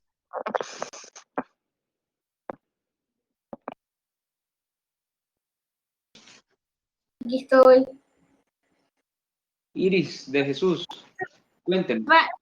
Le mandé al grupo foto que me parece que no puedo compartir mi cámara, que no la encuentra, dice. Eso le iba a decir cuando estaba ahora. Ok. No sé por qué. Como ¿Y 6 qué veces. son este montón de mensajes que hay en este grupo ahorita? Bueno. Ok. Bueno, la pregunta es, ¿de qué manera se encuentran vinculados a la función renal? Es eso, ¿verdad? Sí. Ok. Bueno, sabemos que el riñón está encargado de filtrar todos los desechos en los túbulos contorneados. Y pues lo que se filtra es el bicarbonato. Las células, ¿cómo se llaman? Epiteliales de los túbulos también que secretan las luces, perdón, se secretan hacia las luces tubulares grandes.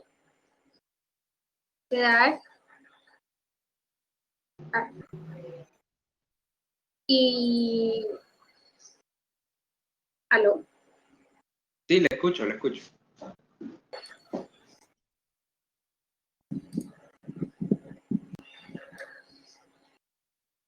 Iris, primero comencemos de lo micro a lo macro. ¿Qué cosa es el equilibrio ácido básico? ¿A qué se refiere el equilibrio ácido básico?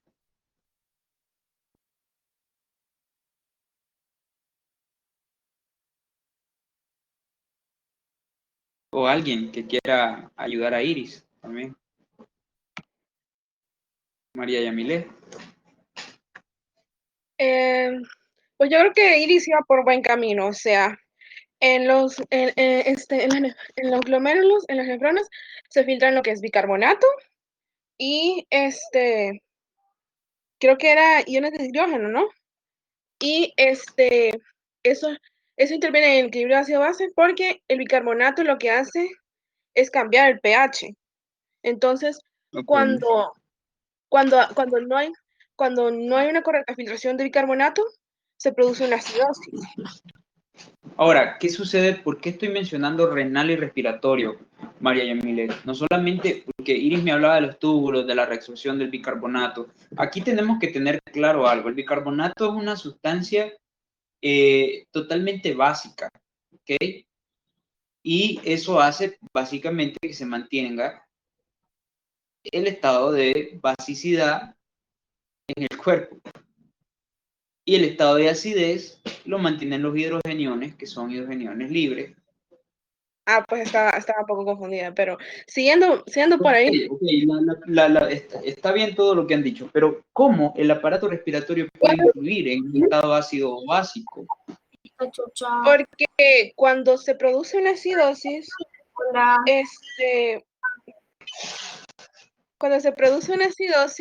empiezan lo que son los mecanismos compensatorios, con el sistema respiratorio. Por ejemplo, una hiperventilación. Ok.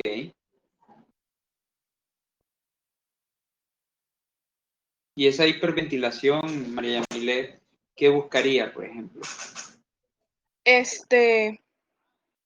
Buscaría aumentar el suministro de oxígeno. ¿Ahora? La escuchamos, Iris. Ok, María Yamile, aumentar el suministro de oxígeno, pero ¿y eso qué tiene que ver con el equilibrio ácido-básico? Que esto aumentaría la alcalinidad.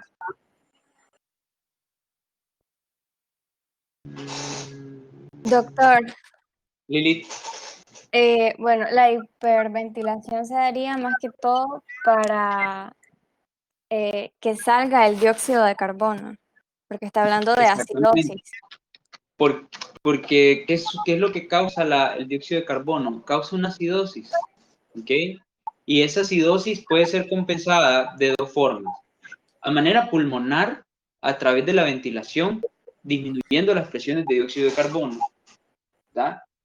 Y de manera renal, aumentando la liberación de ácidos o de hidrogeniones para poder, ¿verdad?, establecer un proceso estenúrico, una aglutinación de orina, una formación de orina que compense el organismo. Lo que quiero con esta pregunta es que quede claro algo.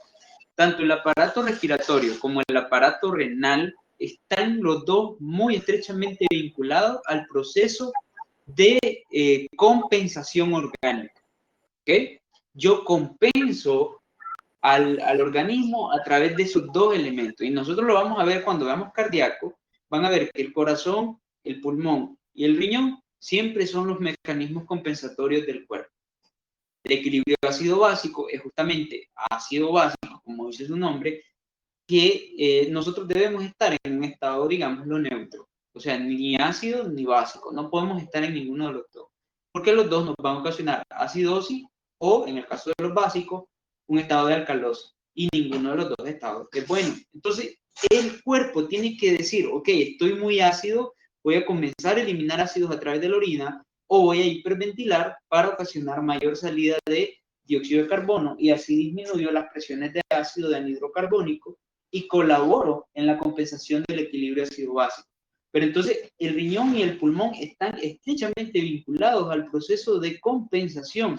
¿Okay? A eso se le llama compensación, porque si él no lo compensa, el cuerpo queda muy ácido o queda muy básico. ¿Okay? Entonces, ahora, que una cosa puede repercutir en la otra. Sí, por ejemplo, el estado de acidosis metabólica, ¿verdad? O sea, que todo el cuerpo está acidótico, ocasiona un mecanismo de compensación de hiperventilación respiratoria. ¿Ok? Pero les pregunto, ¿qué ocasiona un estado de hiperventilación respiratoria? Si estoy hiperventilando mucho, ¿qué pasa? Alcalosis, profe.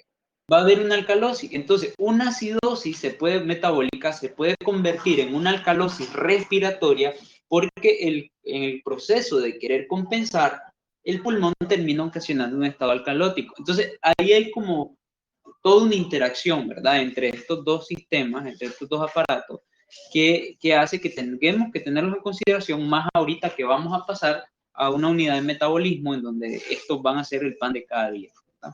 Muy bien, vamos a preguntar. Silva ya le preguntamos. Iris ya por ahí. Vamos a hacer otra pregunta de estas de renal. Ok, vamos a ver insuficiencias Mecanismo fisiopatológico de la poliuria osmótica, seleccionando una etiología específica. O vamos mejor a esta pregunta, que sería un poquito más importante. Síndrome nefrótico versus síndrome nefrítico. Le pediríamos a Fabiola Romero.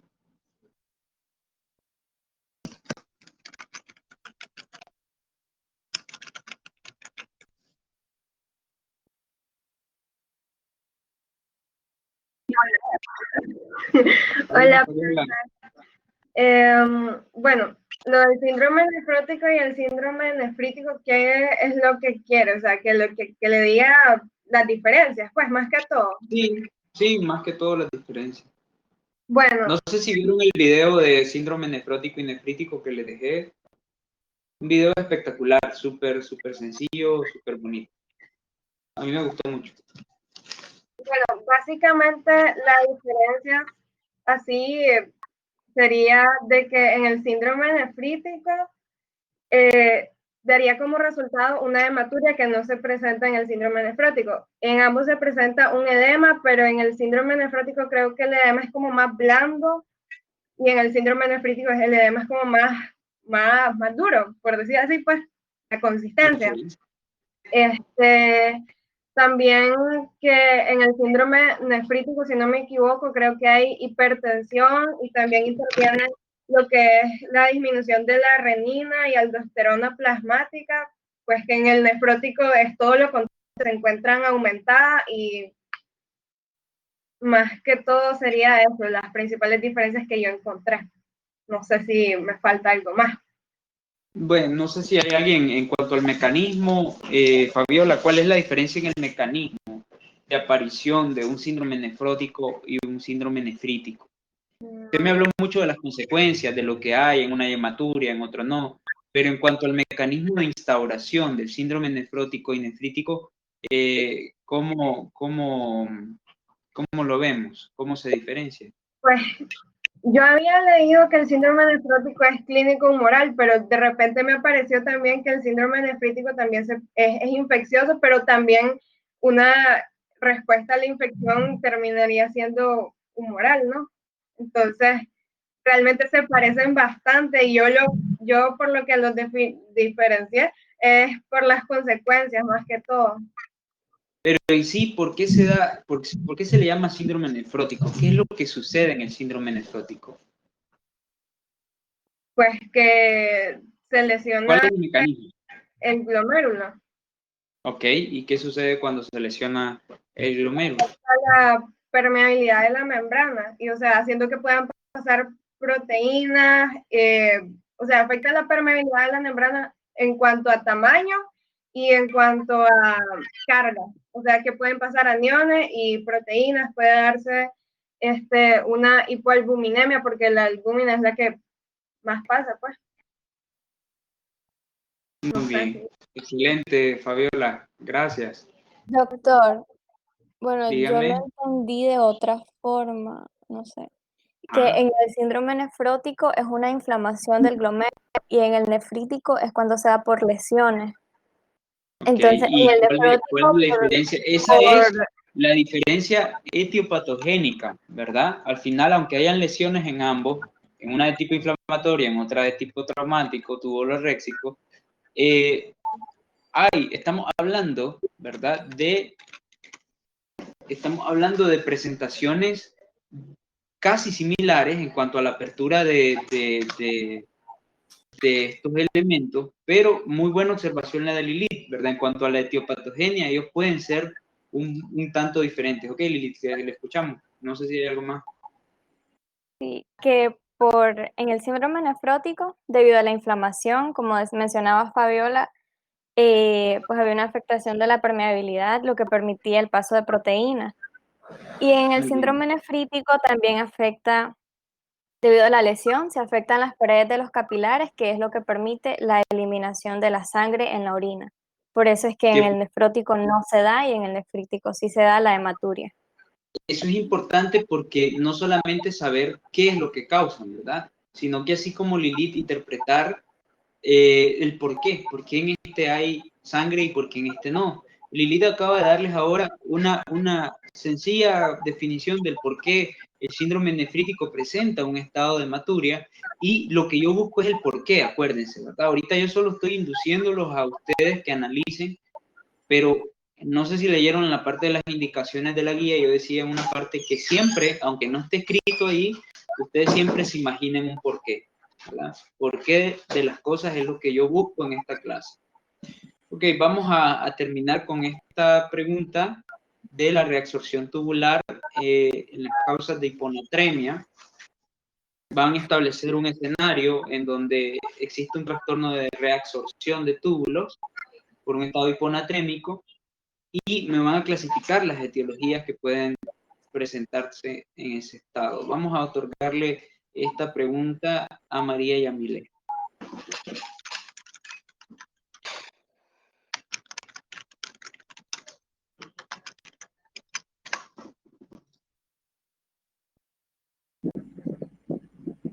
¿Dónde salió María Yamile? No, acá estoy, es que estoy pensando. Voy a encender mi cámara. Okay.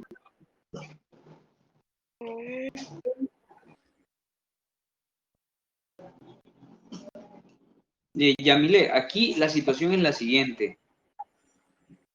Hay hiponatremia. Primero que nada, ¿qué cosa es la hiponatremia?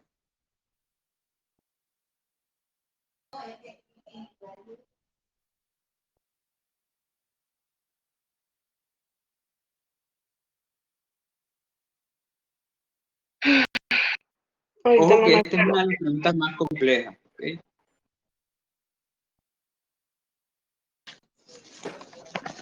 Listado de hiponatremia, ¿alguien que ayude a María Yamile?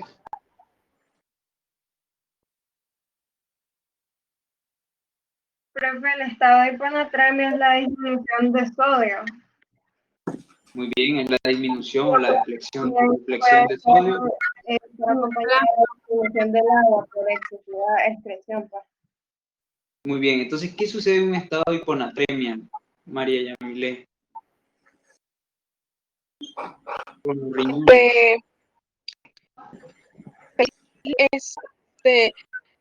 Osmótica en el glomero. Ok, ¿disminuye o aumenta?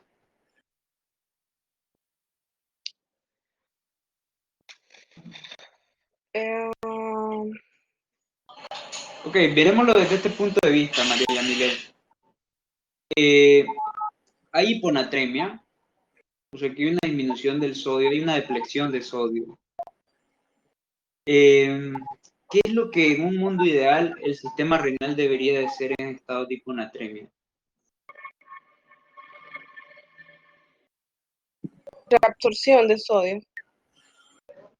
Debería de reabsorber sodio. ¿Están todos de acuerdo con eso?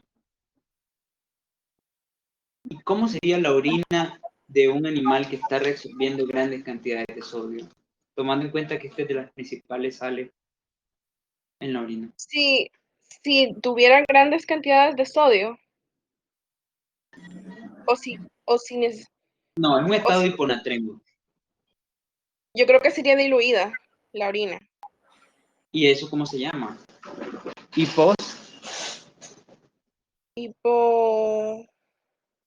Hipuremia. Hipostenuria. Hipostenuria, perdón. Es un estado hipostenúrico. Entonces, María Yamile, la reabsorción tubular, o cualquier persona que quiera ayudar a María Yamile, la reabsorción tubular, ¿cómo se encuentra en un estado de hiponatremia?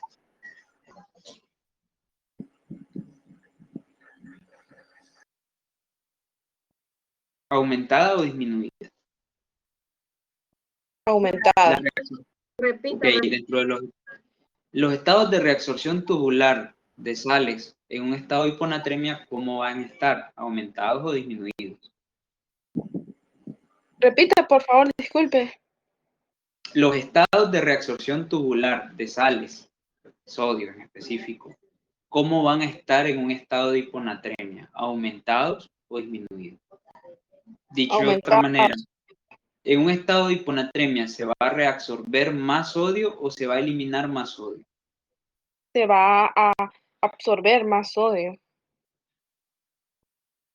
Ajá, se va a reabsorber más sodio. ¿Por qué? Porque es un mecanismo compensatorio. ¿Quién ocasiona que las reabsorciones de sodio sean más elevadas?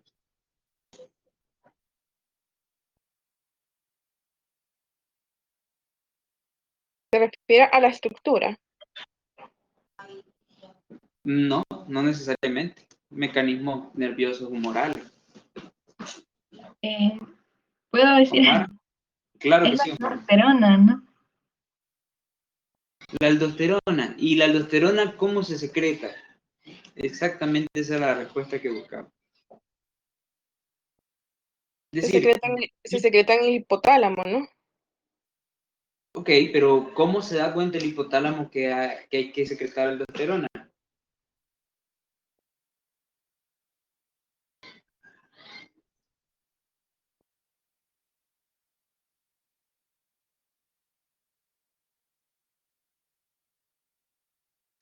¿Y están seguros que es realmente a nivel hipotalámico?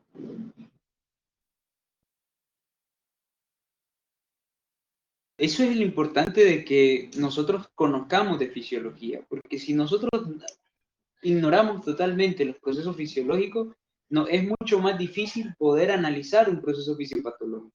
Aquí ni siquiera, yo les he dicho, la brecha entre lo fisiológico y lo fisiopatológico es muy pequeña, ¿ok?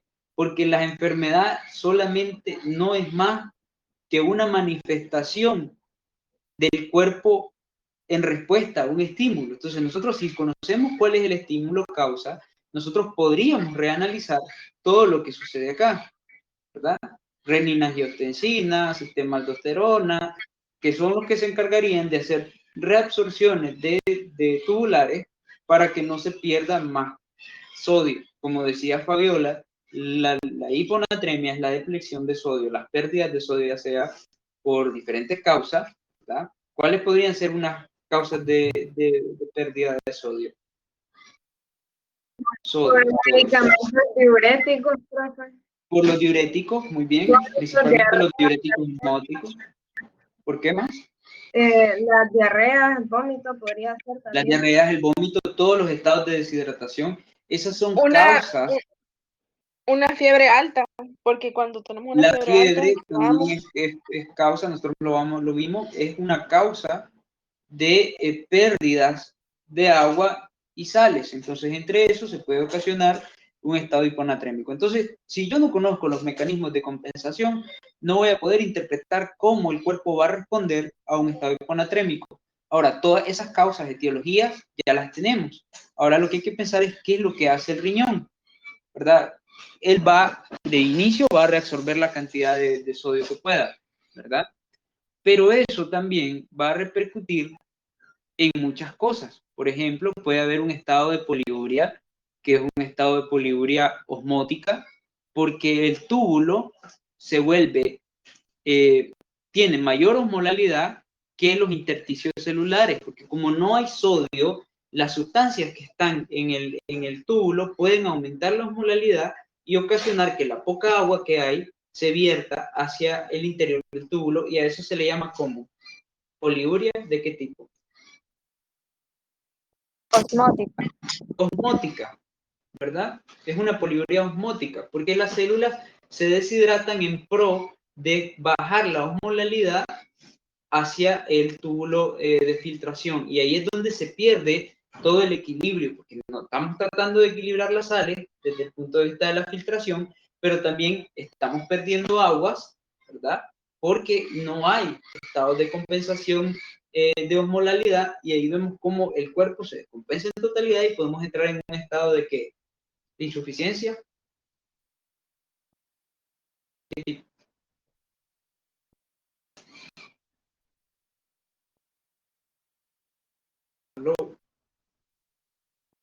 renal.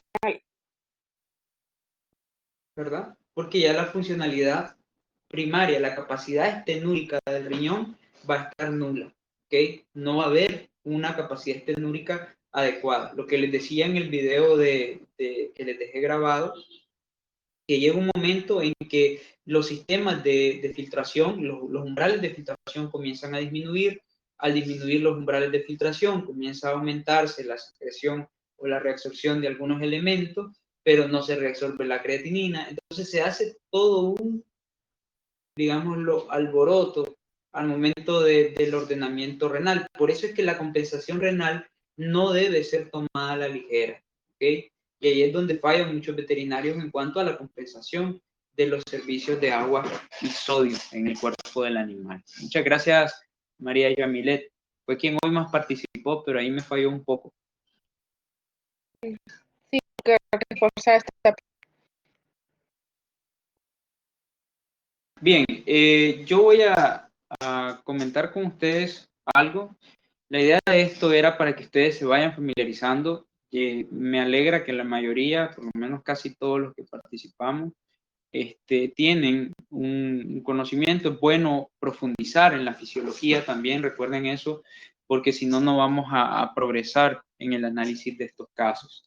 Ok, el próximo día nosotros tenemos examen, ¿o me equivoco?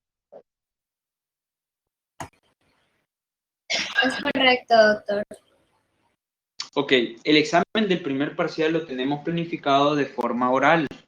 Estamos claros de eso, ¿verdad? Sí, una pregunta, ¿va a ser tipo seminario también o individual?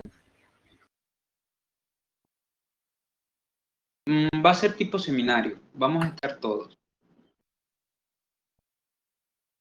De todas maneras, sí, la conexión va a ser mucho más temprana porque no solo va a ser examen, sino que también vamos a tratar de...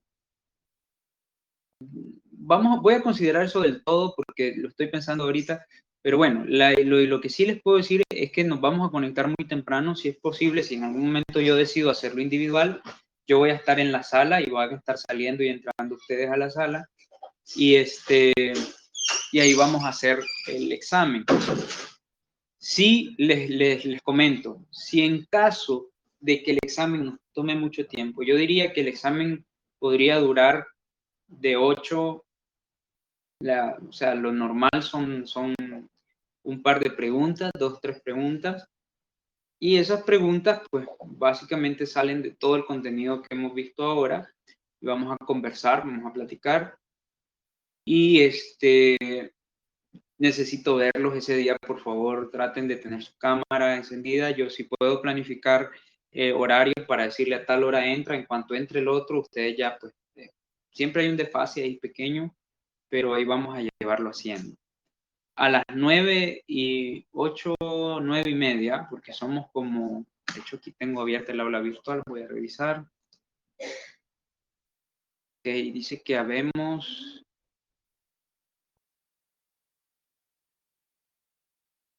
16. Hay un montón que no están conectados hoy, no sé por qué razón. Hay 15 personas, ¿ok? Si dejamos el examen en 10 minutos por persona, son preguntas muy similares a estas, estaríamos hablando de 150 minutos. Así. Me equivoco.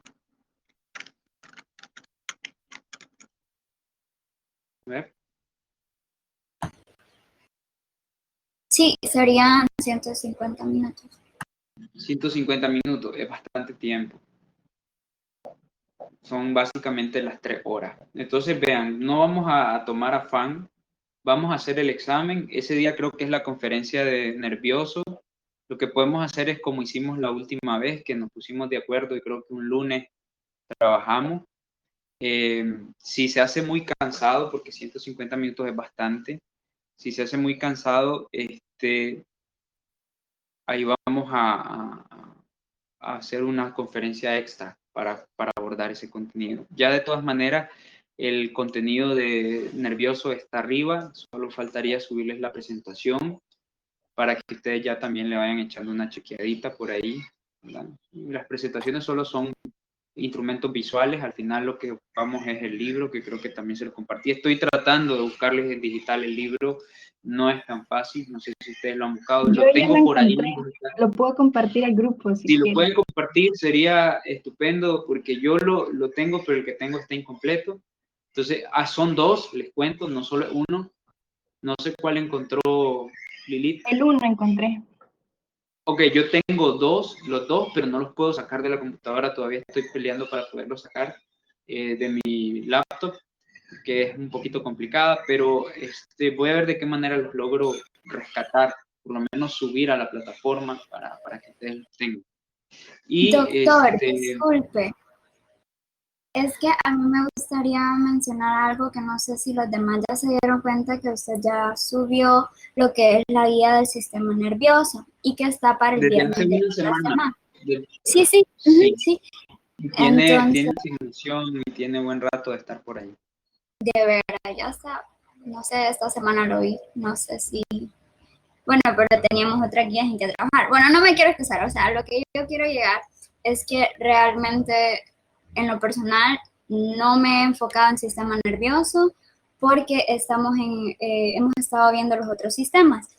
Y quería saber la posibilidad de que usted nos diera chance de entregarla ya sea el domingo, porque esta semana realmente en lo personal se me complica bastante por las otras asignaciones, pero no sé si alguien más tiene esa misma inquietud que yo.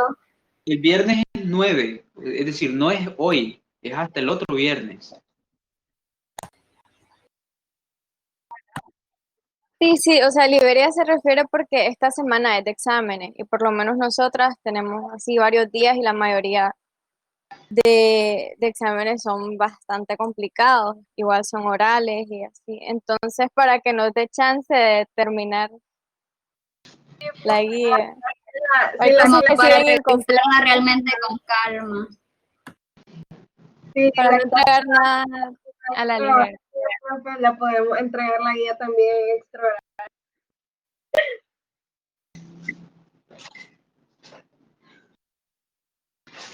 Qué llorones se me están haciendo, parecen de años superiores ustedes.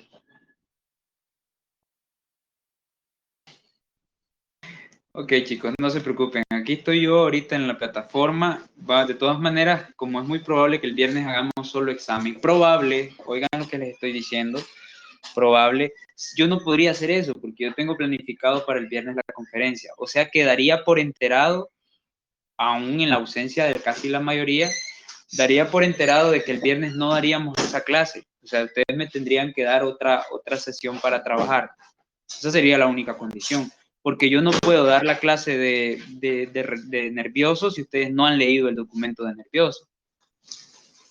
¿Sí me entienden? Podríamos hacerlo como la última vez que reprogramamos para el lunes, no sé, sería ponernos de acuerdo a la hora, pero no sé qué. Bueno, y de esa manera yo podría establecer para la asignación del sistema nervioso, la establezco para el domingo y ustedes la tienen ya lista el lunes, ¿les parece? Sí, profe, sería bueno. Está bien, muchas gracias por la comprensión. Sí, profe, Bueno, muchas pues, gracias. Si entonces pudieran quedamos el opinar próximo todos, día. sería estupendo, ¿sí? Sí, no hay problema, yo sé que ahorita están en examen, entonces quedaría, aquí lo estoy modificando ahorita, quedaría para el domingo 11 de octubre la entrega. Y el próximo viernes haríamos nada más los exámenes, que nos va a llevar un poquito de tiempo. Y luego, el lunes nos encontramos como la última vez. A quien se quiera conectar, igual va a quedar grabada la sesión. Solo les recuerdo el cumplimiento. Yo ahorita me voy a poner a sacar los estratos de cumplimiento. Lo siento por aquella persona que no tenga el 80% de cumplimiento. Eso significaría que no puede hacer mi examen, ¿verdad? Yo fui claro al inicio, yo no quiero tener a alguien en un examen que nunca ha participado en mis conferencias, que no ha entregado los trabajos, porque alguien que cuando yo le haga una pregunta se va a demorar 3 horas en responderla y después va a reprobar y va a decir que lo reprobé, entonces ya esa historia me la sé, ¿verdad? Entonces yo solo quiero gente que realmente ha estado trabajando y creo que los que están aquí, la mayoría han sido los que han estado fielmente trabajando en fisiopatología, porque si no es ilógico que venga un examen de contenido que ustedes no han recibido o que no han desarrollado ni siquiera los trabajos. ¿Estamos? Entonces yo de todas maneras al grupo voy a mandar una programación por si en algún momento considero que es mejor que estemos solos y no estemos todos para evitar que se sientan nerviosos o acosados, ¿verdad? Entonces, pero quedamos viernes examen, domingo guía, lunes trabajo de conferencia. ¿Estamos? Está bien. Ok, está bien. Listo, Sí, doctora, está chicos. bien. Éxito, pues tengan un bonito fin de semana. Pórtense bien. Ok, doctor, es igual. Igual, Gracias, doctor. Igual.